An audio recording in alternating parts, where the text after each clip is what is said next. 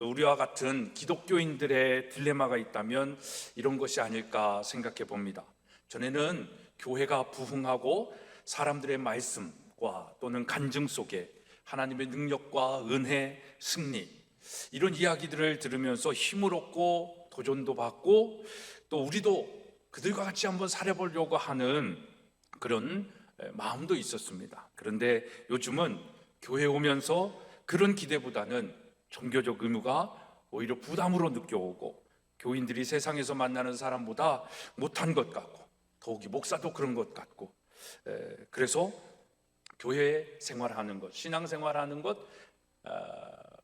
교회 다닌다라는 것에 대한, 기독교인이다라는 것에 대한 딜레마를 가지고 있지 않나라는 생각을 해봅니다. 더욱이 탈종교화 시대 속의 교회는 힘을 잃었지요. 또 부흥의 소식보다는 불편한 소식을 접할 때가 많습니다. 그러니 어디 가서 우리 스스로가 기독교인이다라고 명함을 내밀기도 불편합니다. 교회는 다니지만 종교적이고 형식적일 뿐입니다. 그러니 시간 나면 가는 곳이 되고, 안 가면 시간이 안 나면 안 가고, 주일에 일이 생기면 교회 가는 것보다 그 일을 수행하는 것이 더 우선이 되어지고, 또 일이 없으면 가는 곳이 교회가 되었습니다. 이제는 하나님의 교회를 위해 내가 지체로 존재한다는 것이 아니라 교회가 나를 위해 위로하고 기쁨을 주고 힘들게 살아온 나를 격려하는, 사랑을 주는, 무엇인가를 주는 존재로 있기를 원하는 것입니다. 이런 현대 교인들의 모습을 뒤로 한다고 할지라도 우리 스스로는 어떨까요? 내 삶 속에 변화도 없고 능력도 없고 은혜도 느끼지 못하는 그 현실을 보면서 하나님은 정말 계신 것일까?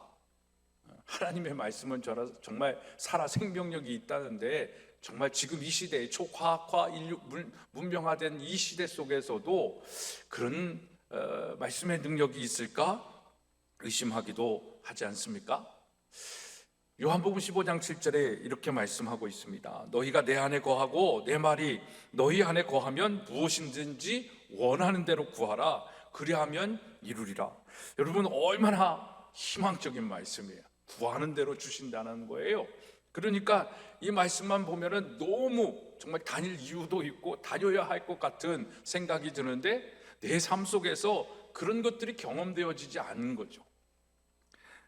이런 말씀을 대할 때마다 교회를 수십 년 다니고 직분을 받았는데 왜 내 삶에는 아무런 역사가 나타나지 않는가? 왜 구하는 것마다 얻지 않고 구하는 것마다 응답받은 게 없는 그 답답한 이 종교적 행위들을 하면서 사는 내가 되어져 있는가? 라는 생각을 하지 않느냐, 이런 것입니다. 그래서 이런 것들을 경험하는 많은 사람들이 이런 생각을 하죠. 예수님만 믿어서 될까? 오직 예수만이라고 얘기하지만 우리의 삶의 현실 속에서는 정말 예수님만 가지고 될까? 이거 뭐 돈도 있어야 되는 것이고, 뭔가 이 세상살이에 또 거기에 흐름에 맞는 우리의 삶의 패턴과 뭔가 이게 있어야 되는 거 아니야? 라는 그런 생각을 하는 것이죠.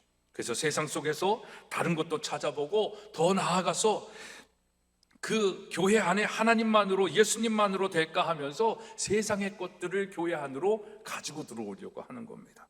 그래서 하나님을 인정하지 않고 사단의 유혹이 있는 문화들을 교회 안에 가지고 오는 거예요. 이걸 뭐라 그러는 거예요? 교회에 세속하다라고 얘기하는 거예요. 그러니까 우리가 세상에 영향력이 있고 세상에 번식력이 있는 그런 누에와 같은 존재로 우리가 살아야 되고 빛과 소금의 사명을 감당해야 되는데, 오히려 세상 것을 이 안에 갖고 들어오려고 하는 그런 현상이 오늘 현대 교회 가운데 있습니다. 근데 우리가 생각해야 할 것은 뭐냐면, 우리가 교회도 다니고 나름 헌신도 하는데 왜 아무런 역사를 행하지 않으신가 하는 우리의 답답함에는 오해가 있다라는 것입니다. 왜 하나님이 역사하지 않지? 라는 그 생각 자체가 우리가 뭔가 잘못 생각하고 있다라는 것입니다. 현실은 뭐예요? 예수님께서 아무런 역사도 행하시지 않으시는 것이 아니라 하고 싶어도 할 수 없는 상황이라는 거죠. 왜 그런 상황이다라고 제가 말씀을 드립니까? 그 이유는 아까 말씀한 전제가 있죠.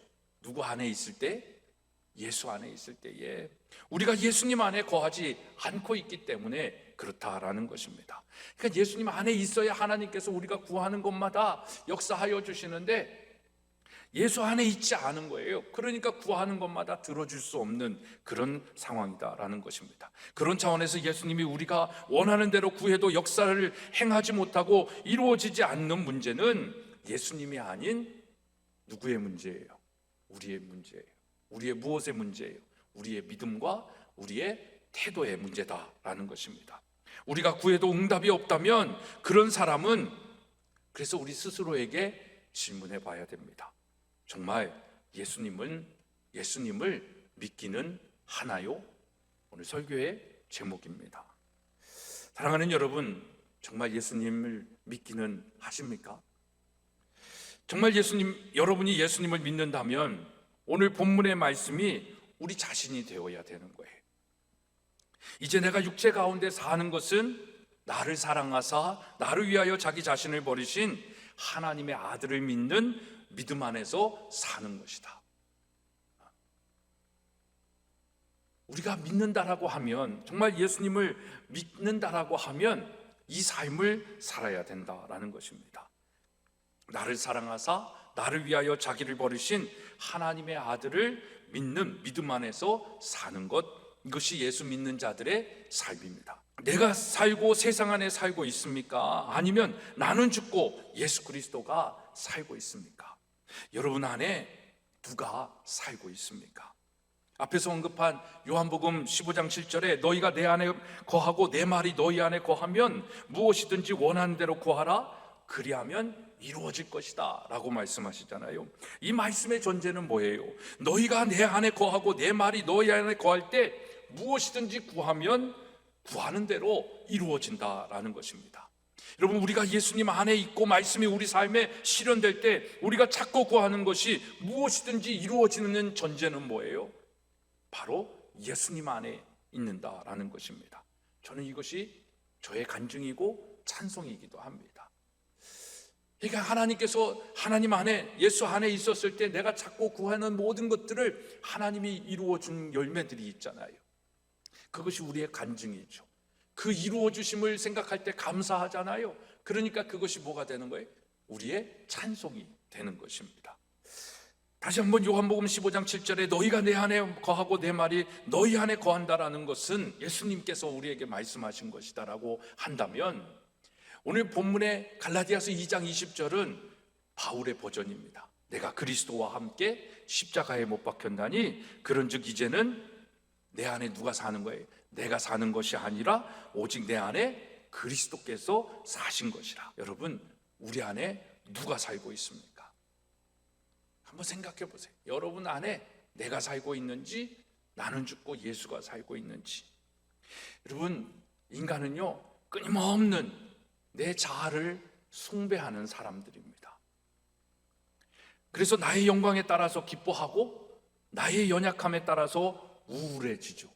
그래서 머리부터 발끝까지 다 내 중심적으로, 자아 중심적으로 나 자신을 무엇하는 거예요? 그게 예배하는 거예요. 그게 숭배하는 거예요. 모든 사람들이 나를 위해 있다라고 생각하며 살아갑니다. 내 마음을 그래서 알아주기만을 바라는 거예요. 그래서 내 마음대로 하고 싶어 하고 오직 나 자신밖에 모르는 사람들이에요. 그게 누구다? 우리 인간들이에요. 이런 사람들의 기도는요, 하나님 나라가 아닌 자신의 나라를 위해 기도하는 거죠. 그런 기도하는 목사들도 많죠. 그런 기도의 내용들을 목사 버전으로 제가 얘기를 하면요, 이런 거예요. 기도를 능력 있게 하게 해달라고, 설교 잘하게 해달라고, 또 목회 잘하게 해달라고, 그리고 그렇게 기도할 때 하나님 역사해달라고, 그리고 내 자녀를, 또 우리 가족을, 우리 부모님을 책임져 달라고 기도하는 거예요. 이게 목회자들의 기도이기도 합니다. 우리의 기도도 그렇지 않습니까? 우리 자녀건 내 자신이건 하는 일마다 잘 되게 해가지고 돈 많이 벌고 성공하게 해달라고, 우리 가족들 건강하게 해달라고, 우리 자녀들 책임져 달라고 그렇게 기도하지 않습니까? 기도하는 것 같지만, 부탁드리는 것 같지만 이건 뭐예요? 요구죠. 바램이죠. 내 바램을 부탁하는 것. 그러니까 어떻게 보면 요구하는 거죠. 생각해 보십시오, 여러분. 요구는 누가 누구에게 하는 거예요? 주인이 요구를 합니까? 종이 요구를 합니까? 주인이 요구를 하죠. 그러니까 우리의 이런 기도들은 어떻게 보면 내가 주인인 입장에서 기도인 거죠. 그래서 예수님 앞에 이것도 해주시고 저것도 해주시고 이것도 보상해 주시고 이것도 지켜주시고 책임져 달라고 요구하는 거예요. 그러니까 이 기도는 누구 중심적이에요? 나 중심적인 거예요. 그러니까 이게 이런 여러분들의 상태를 우리가 한번 오늘 다 잘 한번 점검을 해보고 싶은 것입니다. 다시 한번 묻는 거예요. 이런 기도를 하는 것, 그런 차원에서 누가 종이고 누가 주인입니까? 이렇게 내 요구를 들어주는 존재이니 자신이 주인이고 예수님은 나의 종이 된 것입니다. 이런 사람이 주님 앞에 가면 그래서 이런 얘기를 듣는 거예요. 넌 나를 위하여 열심히 일했다라고 하는지 모르겠지만 나는 너를 한 번도 써본 적이 없다. 네 요구에 의해서 한 거지 나의 요구에 의해서 한 것이 아무것도 없다. 저는요 죽음의 심판대에 가가지고 이 얘기를 들을까 제일 두렵기도 합니다. 그렇잖아요. 목사인데 가가지고 너 누구니? 너 뭐 하다 왔니? 이 얘기 들으면 얼마나 제가 민망하겠어요. 헛된 삶을 살고 온 거겠어요. 그러니까 두려운 거예요. 내가 지금 뭐 하고 있다라고 하고 뭐 이렇게 저렇게 하고 목사로서 설교도 하고 있는데 너 뭐 하고 왔니? 난 너하고 아무 상관이 없는데 정말 그 심판대에서 그런 판결을 받는다라고 한다면 얼마나 두렵겠어요. 얼마나 걱정이 되겠어요. 이런 일들이 왜 일어날까요? 다른 거 없습니다, 여러분. 우리가 오늘 내 자아가 죽지 않아서 그래요. 내 자아가 정말 살아있어요. 자기가 옳다는 대로 주장하는 것, 이게 죽지 않은 우리 자아의 모습인 것입니다. 교회 안에 열심은 있어요. 그 열심이 대단합니다. 근데 자아가 해결되지 않은 사람들이 많이 있습니다. 자아가 죽지 않았는데 열심히 하면 교회는 어떻게 될까요? 교회는 병듭니다. 그리고 분란이 일어나는 것이죠. 그러면 그 교회의 머리 대신 예수님은 어떻게 될까요? 알아두시는 거예요. 아프신 거예요. 교회가 그런 상태다라고 하면 더 나아가서 교회 안에 열심히 있는 사람이 그렇게 해도 예수님이 아프신데 교회 안에서 열심도 없어요. 그런데 자기를 받을 위로와 사랑만 요구하면서 그것이 없으면 교회가 어떻대 하면서 손가락질하고 비난을 하죠. 그러면서 자아를 드러내려고 하는 사람, 그런 사람들도 오늘날 참 많이 있습니다. 이런 분들이 교회에 대하여, 목회자에 대하여, 성도에 대하여 불평과 비난과 탓을 하는 것이죠. 이것이 예수 그리스도와 함께 죽지 않고 내 자아가 살아있는 이유이기도 하고 증거이기도 하고 현상이기도 합니다. 오늘 내 안에 사는 사람, 내 안에 존재하는 자는 누구입니까? 오늘 나는 죽고 예수로 사는 자입니까? 아니면 내 자아를 위해 예수로 사는 자입니까? 누가 종입니까? 예수님이 나의 종입니까? 내가 예수님의 종입니까? 예수님이 내 종이 아닌 내가 종이 되어 예수님 안에 거하는 자가 구하는 것마다 응답받는 축복을 누리는 겁니다. 이 성경에 있는 모든 복의 근원이 되어지고 모든 복을 누릴 수 있는 자는 그 사람입니다. 왜 나에겐 말씀의 은혜가 없죠? 왜 나에겐 성령이 임하지 않죠? 왜 나에게는 30배, 60배, 100배의 그 축복이 없죠? 이걸 생각하면 됩니다. 아직 내 자아가 죽지 않았구나. 내 자아가 죽고 안 죽고를 떠나 그것도 중요하지만 더 나아가서 내가 아직 예수 안에 있지 않구나 라는 것이죠. 여러분, 그러면 우리가 어떻게 우리의 자아를 죽일 수 있습니까? 자아를 죽이려고 애를 써야 하는 것이 아니라 우리 자아가 죽었음을 믿어야 한다라는 것입니다. 그러니까 우리는 우리 자아를 죽이려고 애를 쓰잖아요. 근데 그 애를 쓰는 것이 아니라 우리 자아가 죽었다라는 것을 믿어야 한다라는 것이죠. 그래서 얘기하는 거예요. 우리는 믿기는 했냐라고 질문을 하는 것입니다. 우리는 뭔가를 하려고 막 애를 쓰고 노력을 하는데 정말 우리 자아가 이미 죽었다라고 선언하시고 이미 그 죽음에서 부활하시고 우리에게 내가 십자가에 못 박혀 죽을 때 너도 함께 죽었고 내가 부활할 때 너도 함께 부활했다라는 이 사실을 믿지는 않는 거예요. 믿지 않으니까 우리는 우리의 자아를 드러내면서 오늘 이렇게 살고 있는 거예요. 이렇게 살고 있으니까 하나님이 응답해 주시고 구하는 것마다 대답해 주시고 자꾸 구하는 것보다 그 이상의 것을 주고 싶어도 줄 수 없는 상황이 되었다라는 것이죠.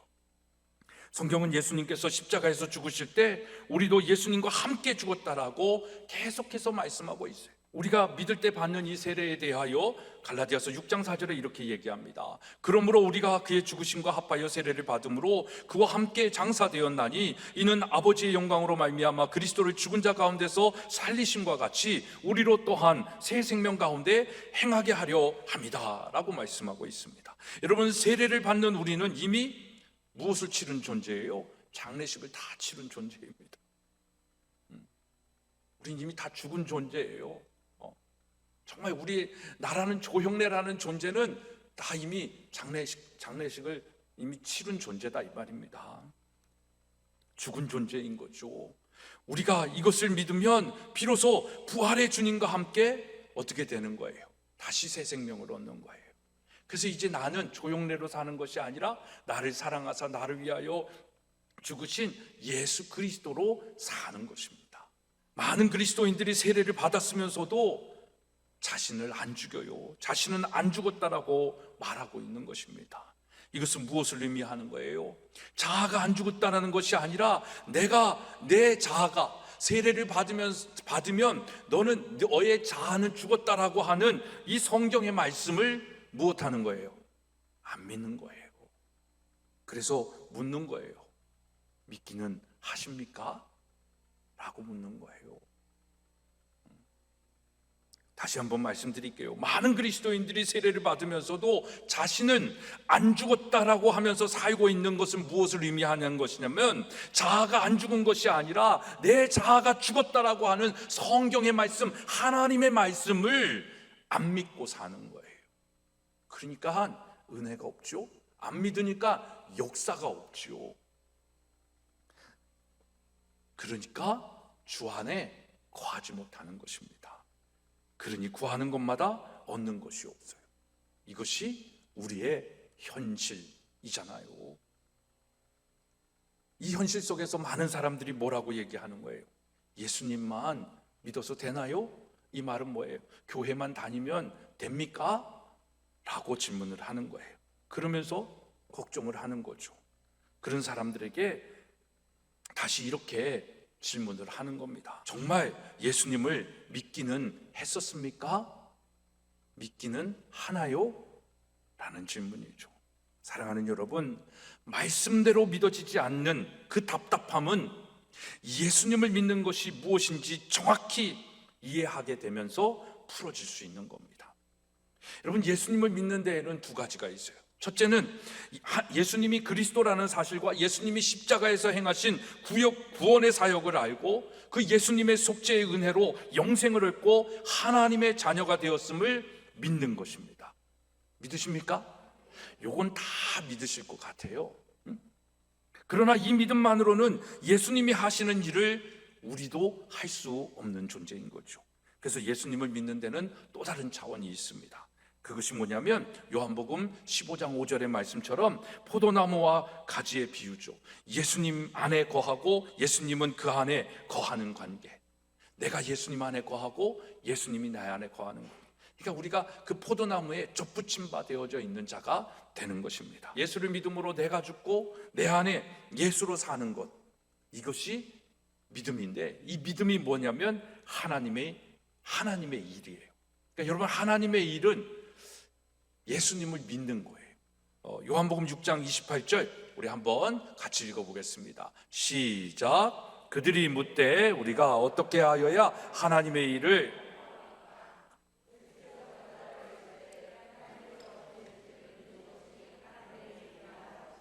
29절에서 예수께서 대답하여 이르시되 하나님께서 보내신 일을 믿는 것이 하나님의 일이다 라고 말씀하고 있잖아요. 그러니까 예수님 안에 거하고 나는 죽고 예수로 사는 것, 이게 뭐예요? 이게 하나님의 일이다라는 것입니다. 여러분은 하나님의 일을 하고 계십니까? 이렇게 하나님의 일을 하는 믿는 자에게 예수님께서 놀라운 말씀을 하시죠. 요한복음 7장 38절에 나를 믿는 자는 성경의 이름과 같이 그 배에서 생수의 강이 흘러나오리라. 그리고 요한복음 14장 12절에 더 놀라운 말씀을 하십니다. 내가 진실로 전실로 너희에게 이르노니 나를 믿는 자는 내가 하는 일을 그도 할 것이요 또한 그보다 큰 일을 하리니 이는 내가 아버지께로 감이다 라고 얘기해요. 그러니까 예수님께서 아버지께로 갔는데 우리가 이 땅에서 예수님보다 더 큰 일을 하는 존재가 되어진다라는 거예요. 믿으십니까? 우린 그런 존재라니까요.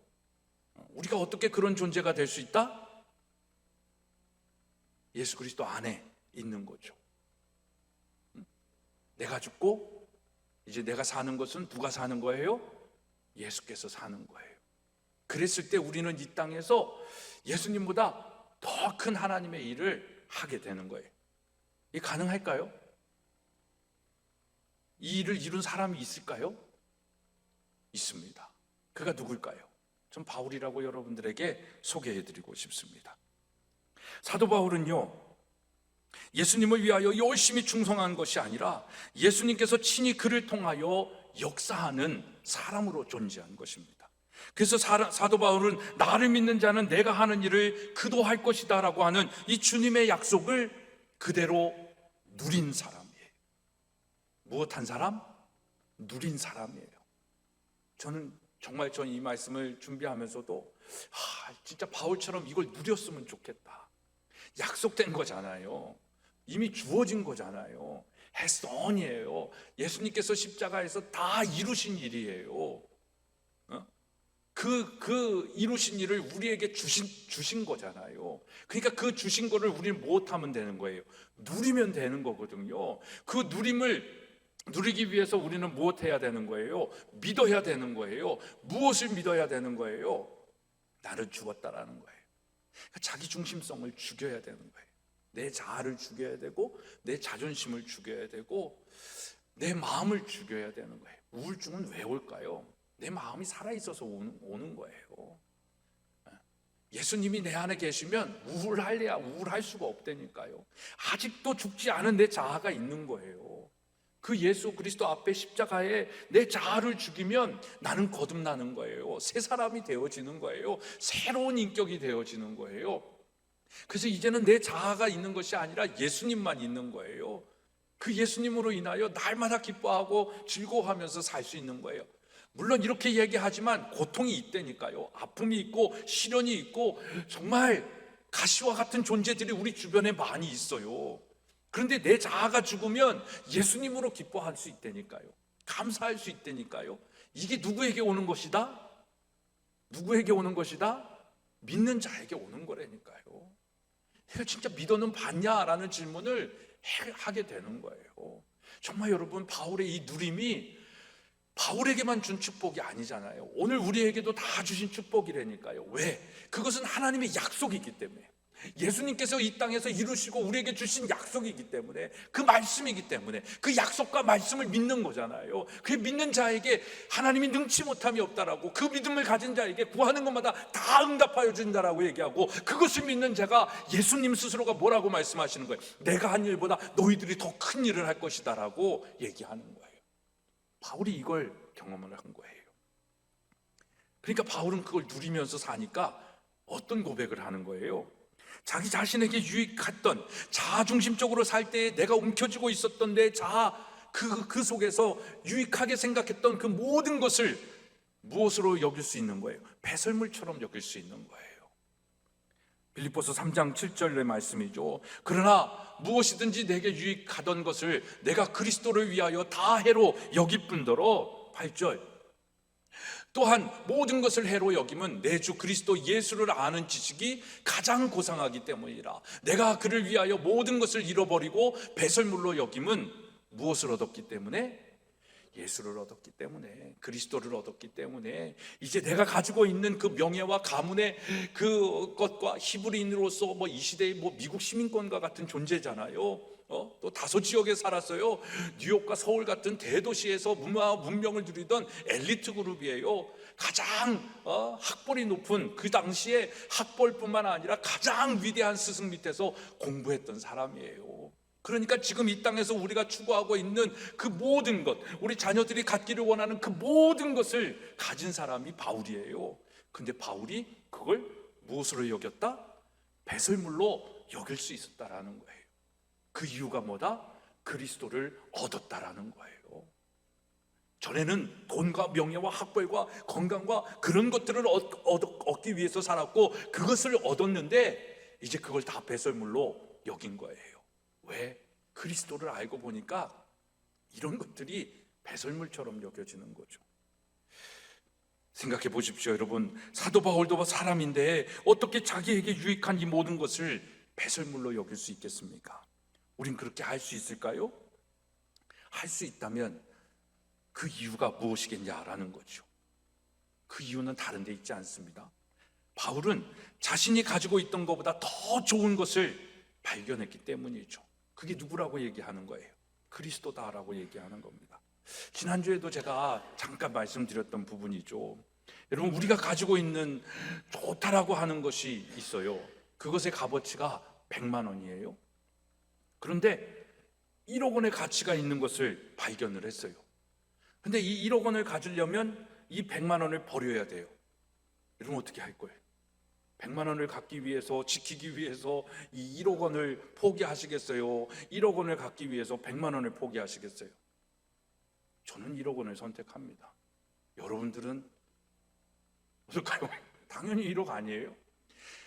바울이 발견한 건 이거예요. 이 세상의 명예와 권력과 부와 건강과 그 자녀들의 모든 것들은 100만 원 가치밖에 안 된 거예요. 이 땅에서 누리면서 했는데, 근데 예수님을 알고 예수님을 믿고 나니까 이건 100만 원의 가치가 아니라 1억의 가치예요.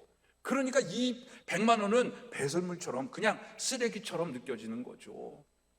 그러니까 배설물로 버릴 수 있는 거예요. 여러분들에게 있어서 그리스도를 믿는다고 한다면 그리스도의 값어치는 얼마예요? 100만 원이에요? 10만 원이에요?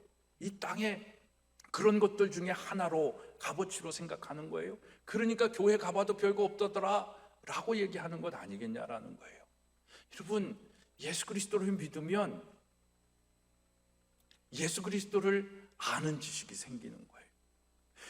아까도 말씀드렸잖아요. 바울의 학식은 당대의 최고였어요. 오늘 우리나라로 얘기하면 막 서울대 탑 클래스에 있는 그런 사람이었어요. 그런데 예수를 아는 지식이 경험되어지니까 이게 너무 고상한 거예요. 차원이 다른 거예요. 이 땅에서 가르치는 거하고 차원이 다른 예수의 가르침이 있는 거예요. 그것을 발견하니까 이 땅의 가치와 이 땅의 논리와 이 땅의 문화는 너무 저급한 거예요. 차원이 낮은 거예요. 그래서 배설물로 여기는 거예요.